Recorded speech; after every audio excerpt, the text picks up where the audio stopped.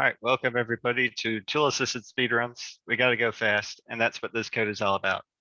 So, as a bit of an intro, I'm Jonathan Hoyle. I've been part of RSI for 2 or 3 years now. Recently graduated last year from Georgia Tech with my master's in interactive intelligence. Previously from USC Aiken, I'm a Python whiz and getting up there with Elixir as well. Relevant to this talk, I am also a speedrunner. I am I think I'm in like 63rd place in terms of the Splatoon 2 Octo expansion any percent category. And I am one of 2 people to have ever completed an all-story campaign speedrun of Destiny 2. It took me 8 hours. Speedrun's a relative term there. So you may be asking, what is speedrunning? Well, it's basically what it sounds like. You're running this game as fast as you possibly can. There are many different ways of doing that, and almost any game can be speedrun. And if you try hard enough, even the ones nobody's speedrun yet can still be speedrun. There's several categories for this. You've got any percent, which is what most people think of whenever you talk about a typical speedrun. You're just getting through it as fast as possible, gathering whatever items you need, and getting out. There's a 100% category where you grab literally everything. There are categories beyond that, but for the most part, 100% is the full completion of a game. Low percent is like any percent, except you're explicitly avoiding as much as possible. Typical runs of this include things like Metroid, where you only grab essential items. There's glitchless, self-explanatory. You're not using any glitches in the run. It's purely vanilla. Warpless, again, purely specific, game-specific percents. These are for categories that are typically very specific stuff like Great Plateau on Breath of the Wild or something would be a speedrun category. And then there's TAS, which stands for Tool Assisted Speedrunning. Now, before I get into what a tool assisted speedrun is, I want to give a brief bit of speedrunning history because it actually feeds directly into what a TAS is and how it works. So speedrunning, a lot of people originate that with the fact that whenever video games first came out, they weren't necessarily a multiplayer experience. It was something that you did by yourself, but people still, I mean, we like to compete. It's what we do. So high scores were given as that kind of way to do that. After that, after a while, Nintendo came up with challenges in the Nintendo Power Magazine, things that people could, challenges for them to complete on their own, mail it in, and they would get prizes for it. And it was sort of like the first organized effort in competitive gaming. And then the first officially organized bit of competitive gaming was Nintendo World Championships of 1990.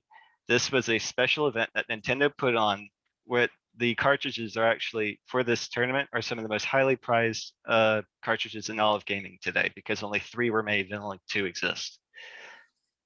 This was the first time that people got together to see if they could meet certain score requirements and how fast they could beat the game. So in a way, this was the first speedrunning tournament. And then a few years later, we have Doom. Everybody knows Doom. And Doom is quite infamous for its speedrunning community. But the thing about it is, whenever Doom first came out, we're talking about the days of the early internet. People didn't quite have the bandwidth to actually upload a video. So what we had to do was, well, what they did was, rather than a typical, like, hang on, I'm bringing up chat. It was like the birth of esports. Very true.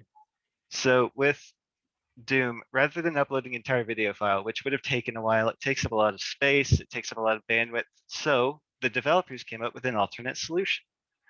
Rather than uploading an entire video, what they did was they set it so that whenever you're playing the game would record frame perfectly what inputs you would give and save them to a separate file. It was also called a video. Not what we would consider a video, but it was a video nonetheless. And what happened was those were just a few kilobytes. So they were able to upload them to a website, and these were called demo files. And these demo files could be downloaded by anybody that owned a copy of Doom and set to play on top of their Doom. And they got to watch people play the game. Now, this is key to a TAS, which we'll discuss later, because this is essentially how a TAS works. But we'll get into that later. After Doom kind of started the community, it exploded whenever Quake came out, because the website Compete N was released to basically facilitate those video and demo files being spread across the internet. And thus speedrunning, this is like the actual birth of speedrunning. After this, Metroid took off and it just exploded from here. Now that we've covered history, I'll get into what a TAS is. A TAS stands for Tool Assisted Speedrun. It uses pre-programmed inputs and timing. Remember how I mentioned that with the demo files? This is essentially where that idea originated. The goal is the fastest possible time, not for the runner, but for the game. This is as fast as the game can handle it, not as fast as the person behind the controller can. It is a mechanically fast run. It eliminates all runner error. There's no execution flaws. You can even, because it's frame by frame input, you can eliminate chance entirely by ensuring that you arrive at exactly the right point every time. So, what are things you can do? I'm not going to show all of these videos, but I'm going to highlight a few of them. These slides will be up later. This one in particular is called Super Mario 64 Shindo, which is the US release of Super Mario 64, in which a glitch called backwards long jumping was not implemented. So it's a bit longer than the typical Super Mario 64 task. I highly recommend checking this out before you check out. It's going to do that. Okay, there we go. This one. This is the one that includes the backwards long jump tech. It also includes something called parallel universes. Inside Mario 64, you backwards long jump so fast that you gain infinite speed, access a parallel universe, which changes your X coordinate and puts you exactly where you need to be at exactly the right time. It's insane.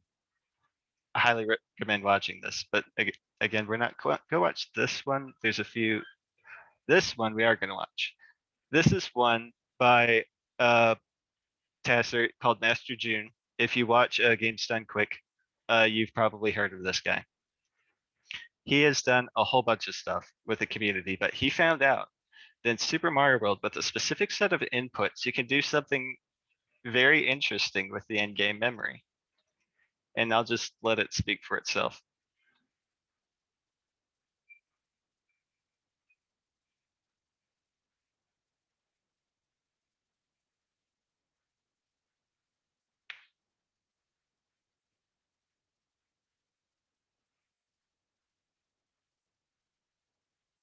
Now, bear in mind, this is a non-modified version of Super Mario World that's running. It's actually running on an SNES.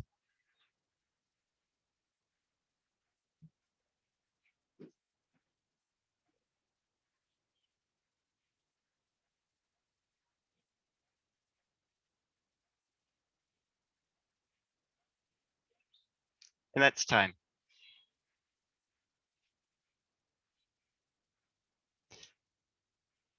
In this video, he uses the task to put in inputs at a precise point in time such that while he's jumping around, all that random movement was him actually manipulating in-game memory until he could flip the bit on game completion. He completed the game without actually playing it. That's the kind of power that TAS has. Now, this next one, if it'll actually do it. I love this video with a passion. It is too long to show, but essentially it takes Pokemon Yellow, vanilla Pokemon Yellow, and it uses the task to execute, it does arbitrary code execution. In the starting frame of this, it converts Pokemon Yellow to Pokemon Gold, then Super Mario, then Tetris, then The Legend of Zelda Link's Awakening, and then it sings Still Alive from the Portal series. All in one game. Favorite video. It's a bit long to show here, but if we have time at the end, I might come back and backtrack to this one because it's so good. But if we don't have time, highly suggest bringing this presentation up afterwards and playing this video. It's phenomenal. Now, building the TAS. The TAS, this was the first time I'd built a TAS. I'd always been interested in it. It's a fascinating process. I just wanted to see how it works. Well, the first thing is choosing an emulator. And small footnote here, I want to point out, a lot of people get confused on this. And so I just want to clarify, emulators are not in any way, shape, or form illegal or even cross anywhere close to an illegal boundary. It's simply software emulating hardware. There's nothing proprietary about it. So just a footnote there. A lot of people get confused and worried about it. Don't worry about it. It's the emulator is not the issue. So beyond that, emulators, there's a bunch of them that you can use for tasking. There's one specifically made for tasking called FCEUX. I tried using that one, but it kept crashing, so I didn't use that one. There's BizHawk, which covers most retro consoles, NES, SNES, Famicom, all the Game Boys, Saturn, Sega Saturns, Ataris, all sorts of stuff. There's libtas, which is a more recent, it's not exactly an emulator so much as a library, but it essentially allows you to frame by frame with Steam games. So if you see a PC TAS, odds are it was run using libtas. And then there's Dolphin for things like Wii and GameCube and such. For this particular one, we used BizHawk because it has built-in tasking tools. It's built by the task community, and it's just fast, effective. And the key term here is hardware accurate. What that means is if I plugged what I show at the end of this into an actual controller, it would run exactly the same way, frame for frame, on a real NES console. Even the glitches themselves are accurately represented inside the simulation. You'll see a few of them whenever we play the task. Now for the assistance, we've got a few things that go into it. There's an interface for it, which I will actually show. If I can get it up. So this is what the interface looks like. Here you've got the frame numbers right here. And each of these represents a button on the NES controller. I can designate which frames have those inputs. So as you can see, it's just running and jumping and everything, but this is key because anytime you do something, it changes the way it emulates, but it does persist every time. So, and I can emulate step by step. So for instance, if I bring up the main console here, the emulator itself, what we're gonna do is I'll show, I'm gonna go towards the end because that's my favorite part. So I can actually go through frame by frame and actually play each frame and specify what happens in each. So it's a bit of a long manual process, but it ends up looking quite fascinating. Now, for the assistance, this is how it's actually done. There's a whole other field whenever it comes to tasking, however, and that is the mechanics of the game itself. I can frame input what I do every time I play this game, but that doesn't mean it's going to be any faster. So TASs like to take advantage of game mechanics that a human typically cannot. So, for instance, we're going to see a few of them in the run itself in a few minutes, but I want to briefly touch on them. First, we have wrong warps. Wrong warps, you may have accidentally done this in a run of Mario before without realizing what happened. Essentially, what happens is if you get a warp point from Mario at a certain point in the game, and you don't let it despawn before you enter another warp point, the game gets confused and will use the first warp point for where you're going, even though you went to the second warp point. We use that multiple times to get places we're not really supposed to be a lot faster. Then there's wall jumps. Wall jumps are really interesting in Mario because, as most of you know, in the 3D Mario, like if you've played a 3D Mario platformer before, Mario has a wall jump. That's a given, but not in this game. This is the first Mario. Wall jumps didn't exist. So where did this come from? Well, it turns out that while SMB is running at all times, there's a constant check for is Mario on top of the block? Well, it turns out that there's many times whenever Mario kind of clips into a wall if he's moving a certain speed. So what we can do for that is we can wait until he clips into a wall and position his Y position so that he's sitting at what would be a block value above essentially the floor level. And it detects Mario is at division of 16, blocks are 16 pixels here. So he must be standing now. but it only lasts for a frame or two. Well, it turns out that's all we need for a TAS. So we can just ram ourselves into a wall and jump again. And we can do that as many times as we need to. We only need to do it once in this particular TAS, but it's really cool. The other thing is frame perfect movement. That's pretty self-explanatory, but it is let's just say in watching this TAS, if you've played Super Mario Bros. Before, you're gonna see some techniques that you would not go for. Let's put it that way. It's like I actually showed it to my mom yesterday, and she's sitting there watching the video and going, no, why are you doing that?" Because it is frame perfect. I can choose exactly where Mario is at any point in time using these inputs. And another thing I briefly want to touch on is there is a few frame perfect tricks. If you see Mario jumping backwards, so if he's moving to the right and he's facing left, that's a frame perfect trick that was just executed. Because the only way to do that is to press left for exactly one frame and then jump and press right again on the next frame. It's a very difficult trick to do RTA real time. But it's trivial for a TAS, and it's actually necessary for one of the wrong warps that we'll see. But yeah, overall, I was very impressed. I didn't anticipate it being quite this intuitive whenever it came to this, but it's an incredibly powerful tool. And the fact that I could just click and drag on any part of this and you can actually hear the bits and pieces of the sound playing in the background as it's actually emulating the software as I'm changing those frames. So that's the gist of how it's done, essentially. There's a lot more tricks that went into it. I went with a very basic TAS here. I probably plan on improving it over time.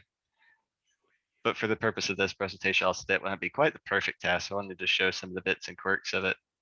So with that in mind, that's the gist of how it's done. Let's watch it in action.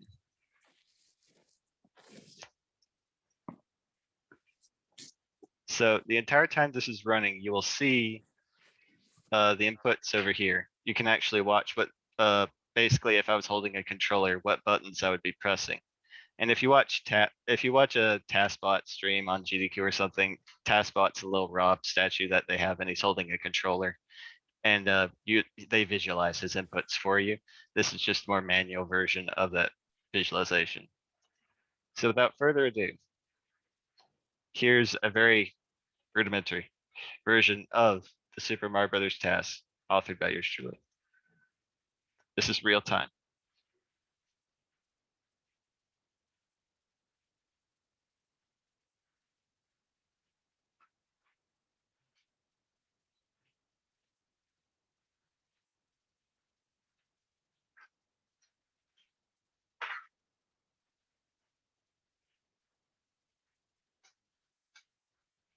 Apologies for the sound, it's never done that before.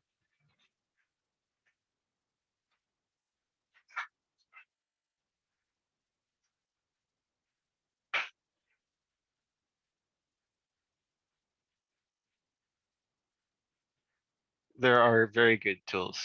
And yeah, feel free to put questions in chat while we're watching. There is actually a memory analysis tool built into this that I can bring up the RAM values for the game and see exactly what they are, which is very useful for certain speed reliant tricks because I have certain tricks can only be done at certain speeds.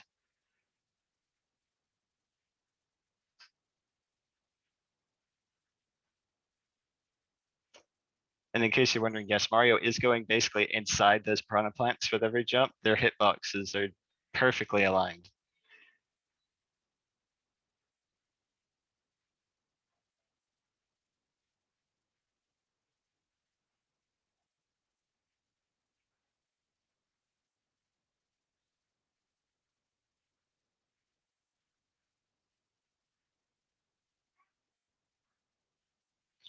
All right, so this next level is where we're going to see our first instance of a wrong warp.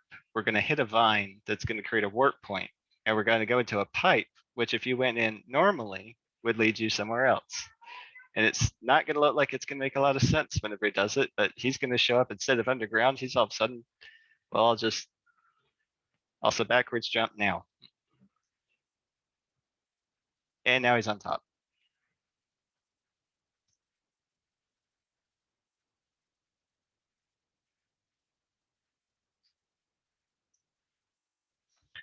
So that's an example of a wrong work. There's a few other things. Also, you'll notice in this level in particular, there's a few RAM, like the RAM gets a bit overloaded. And if you watch the frames on the right side in a minute, they'll turn red because the console skips a few frames because there's too many sprites on screen.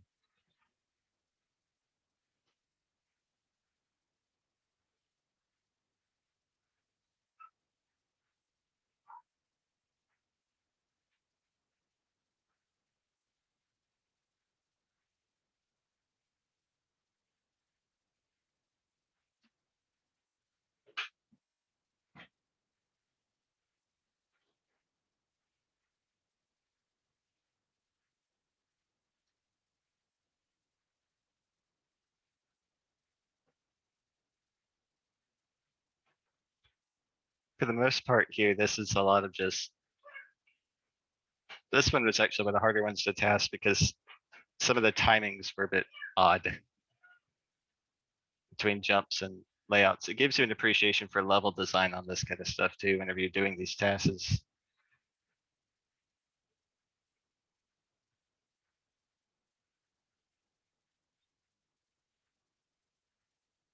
The, the skip frames are completely consistent to time for every time because it is hardware accurate.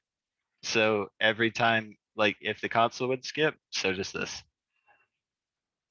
I've never seen the like inputs mess up based on skip frames. Also love that little, that's actually like necessary, but the little double hammer bro kill is one of my favorites.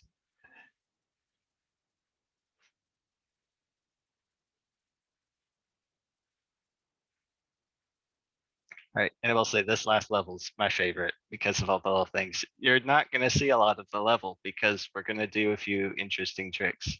Also, watch for backwards jumps. There's a lot of them here.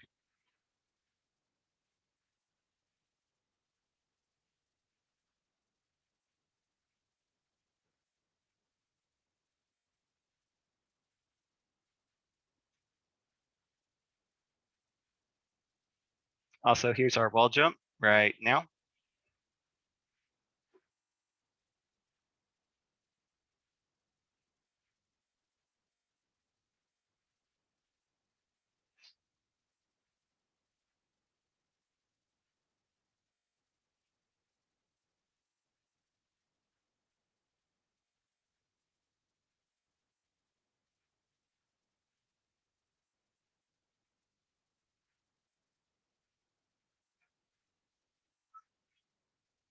And that's time.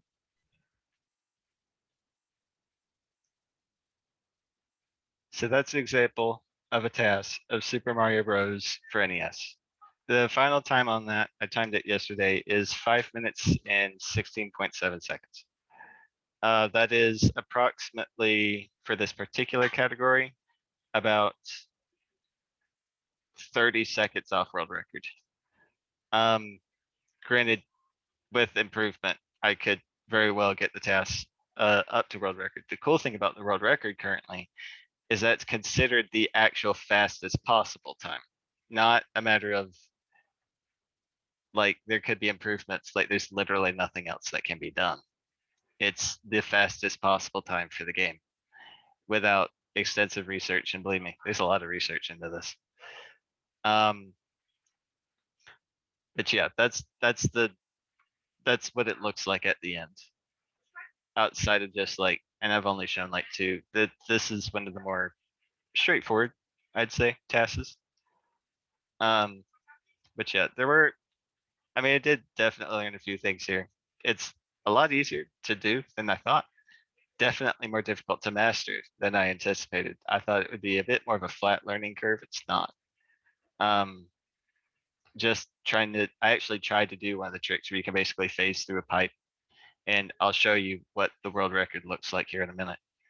Um, and he does phase through pipes, but even just attempting that trick was incredibly difficult, even with the frame perfect inputs in mind, because of the fact that it's just it requires a lot of in-game mechanics. So without a very deep understanding of not just the game, but how the game is coded and how it works, can mean you don't quite get it.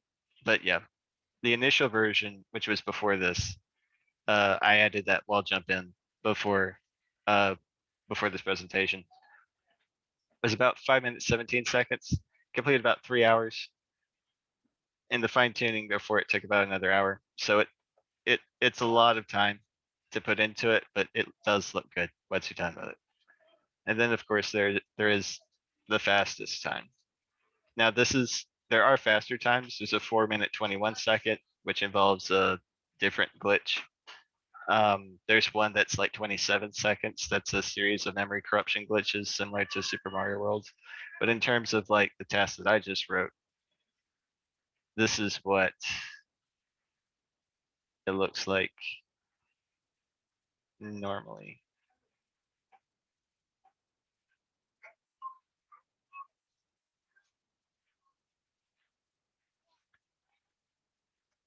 Also, for simplicity's sake, I didn't do a lot of this, but his extra movement here, that's just flair.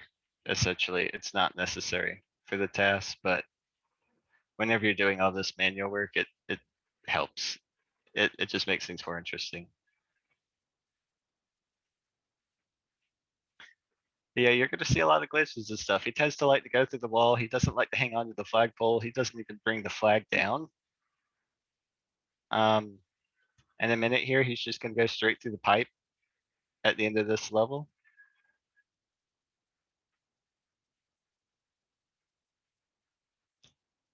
Uh, how do tasks handle RNG elements?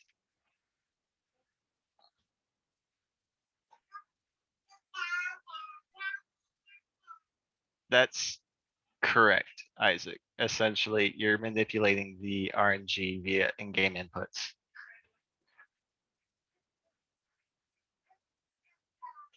Um, there's a lot you can do with it. The Pokemon runs in general are fascinating to watch because they're just because Pokemon is one of the most RNG heavy games in existence because everything you do relies on RNG.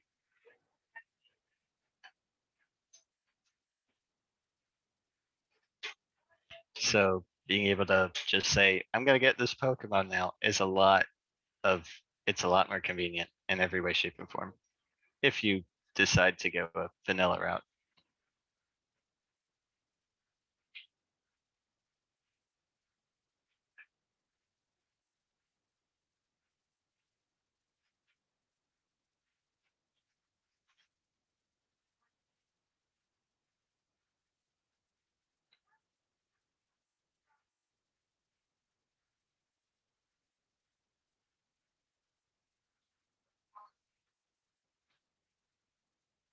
The interesting thing about this task though, I tried to find the file for it.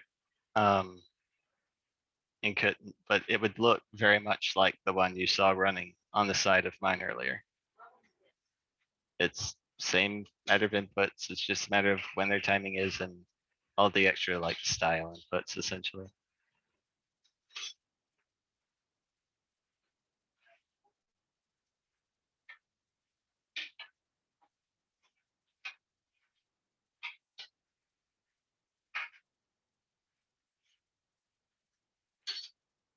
Yeah, that's one of the weird quirks is that you're gonna see a lot of graphics glitches in this too because it's I mean you're doing things the devs definitely did not intend to happen. So like Neil pointed out earlier, there's a beetle shell that just kind of hovered. He jumped on it and it just stayed in midair.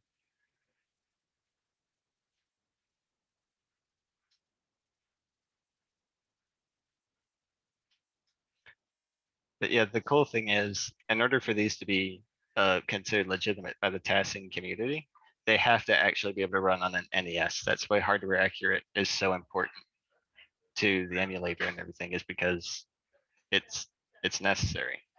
If it doesn't run on the vanilla, if it does run on an actual console, it's not an actual test. So like, that's the cool thing about the GDQ tests as well, is they're all run on the actual console, every one of them. Also, that's a cool little graphics glitch. A lot of people don't know that castle continues onwards afterwards.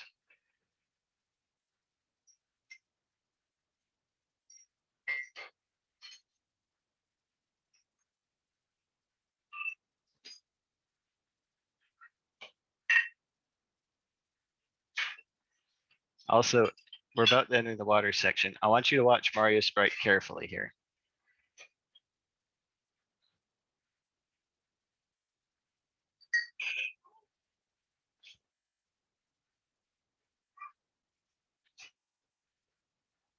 He's both left and right simultaneously. The TAS is doing it back and forth constantly every frame, so the game just decides to stop displaying the difference. And that's time. That's a 4:41:27 time, so about 25 seconds faster than mine.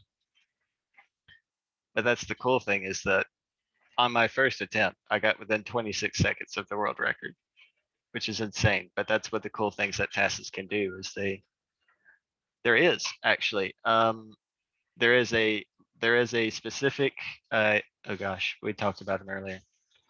Let's see what this guy's name is again. I have completely forgotten. Master June. He actually figured out this memory manipulation technique through a basically a machine learning process where he used an AI that taught itself how to play Super Mario World, and it came up with some very odd strategies. That's another very good watch. I highly suggest looking that up. But it's really cool to see, and like machine learning does tie into this a good bit. Basically, this is how a machine learning process would do it, is through like a manual task editing. Um, but yeah, that's basically the gist of it. I will say that like the cool thing about a task and the cool thing about speedrunning, and they say that it's this at GDQ, and they say it, you don't really believe it because it's it's just something they say, but it is true. Anybody can speedrun and anybody can task. It's just a matter of putting the effort into it. That's all it is. I did whenever I first did my first Splatoon 2 speed run, I did it without any preparation, and I did it, and the guy messaged me afterwards. It was like, dude, you're insane. What are you doing? Like not insane, like good. Like I was legitimately insane because I literally just did an hour and 40-minute speed run with no preparation, and I didn't place dead last on the leaderboard. So it's something that anybody can do. If you want to look it up, all the resources are here at the end of the presentation. Uh, for anything you could look for, taskvideos.org is the resource for tasking. And then task.bot is for like more hardware related tasking. If you actually want to try it on the console, that's where you can go to get the tools for it. There's resources for like individual games there. And one of the things I do highly recommend, there's a book on Fangamer. I put the link to it here. It's a history of speedrunning done by, oh gosh, I can't remember his name, but he's done like, if you've watched GDQ for any length of time, you've definitely heard of this guy. Um, but excellent book. It's where I learned about that speedrunning history, and like I couldn't put the book down. Like it's a fascinating read on how like it goes through, and it starts with the history and it goes into how you plan a speedrun, how you prep it, how you run it, and it's really really good. Um, and then the YouTube channel link there is just the GDQ channel, which if you don't know, Games Done Quick, can't believe I didn't say this earlier. Awesome Games Done Quick is a charity event done every 6 months. You've got Awesome Games Done Quick in the first full week of January and Summer Games Done Quick on the first full week of July. It's an awesome event. It's done for charity. They regularly raise like $3 million for either the Cancer Research Foundation or Doctors Without Borders. It's a fantastic event. It's all for charity. Go and watch their stuff. Make sure to support them whenever the event goes out. You know, I'll be watching it in the background of work. So like it's just a really awesome field to go into. But yeah, that's the gist of it. Any questions, comments, concerns, fits of outrage?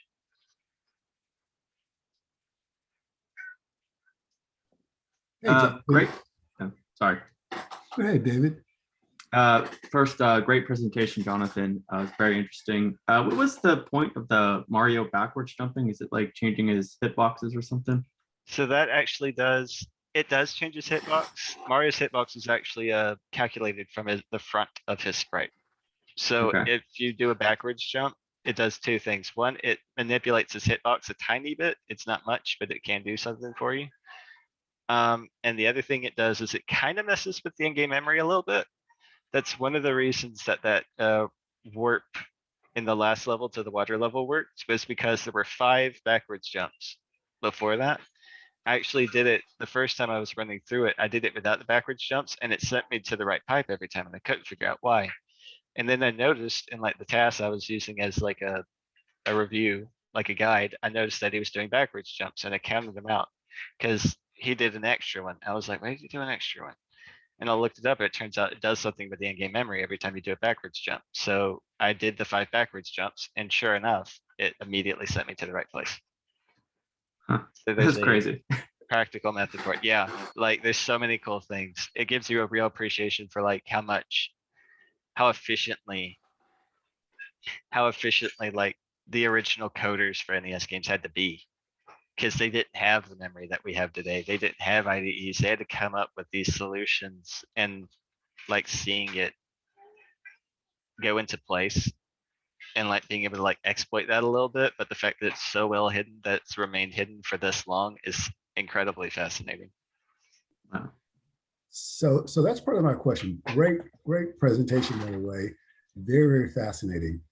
What skills do you need to be a great speedrunner? And it sounds like there are some hacks to the game. You need to be familiar with the game. You probably or were you able to have success because you're familiar with the game?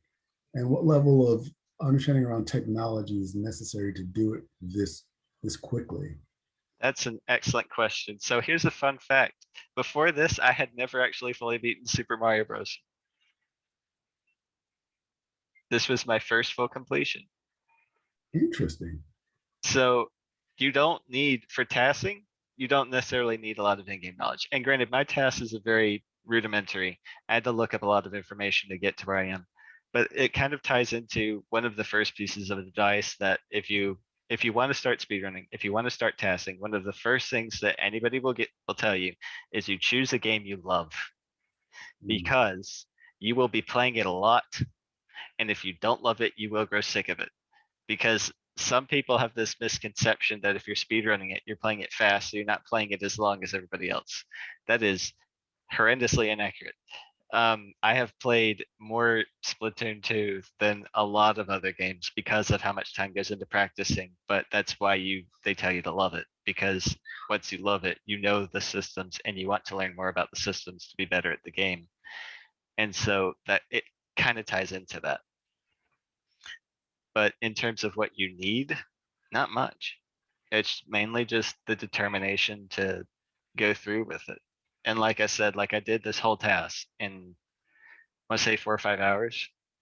Like it's not technically difficult. It's just a matter of getting the right software installed and giving it a shot. It's it's really, and plus, I mean, the results are really stinking cool. Nice.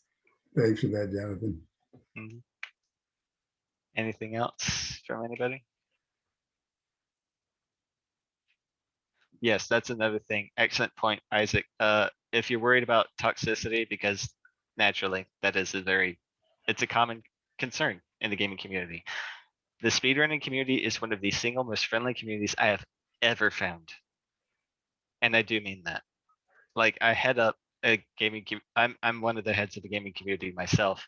And we work hard to make sure our community is not toxic, and it's not, but like speedrunning like is almost naturally non-toxic. Everybody there is incredibly supportive. It's a competition, but everybody works together to figure out what the next big skip or secret or technique is. Like I actually posted in water cooler video games earlier today, where the NES Tetris recently received a new technique, and the entire community is freaking out about it because it's a new way of playing Tetris, and there are already world records broken with this technique. but it's so cool to see like nobody's like attacking each other over it. Everybody's like, yeah, let's try it. Have you mastered that yet? It's so cool. So if you're worried about like toxicity or worrying about like people like being mean or what, speedrunning is a community where you generally don't have to do that. I've yet to enter a single speedrunning community that isn't very supportive and very helpful in learning and just playing the game. The slides will be posted. Where at, Tony? AGS Tech Tuesdays or Yeah. Tech Tuesdays or Yeah, we'll somewhere. put the video out there. You can attach them to that if you're okay with that, Jonathan. Yeah. AGS Tech Tuesdays. Yep.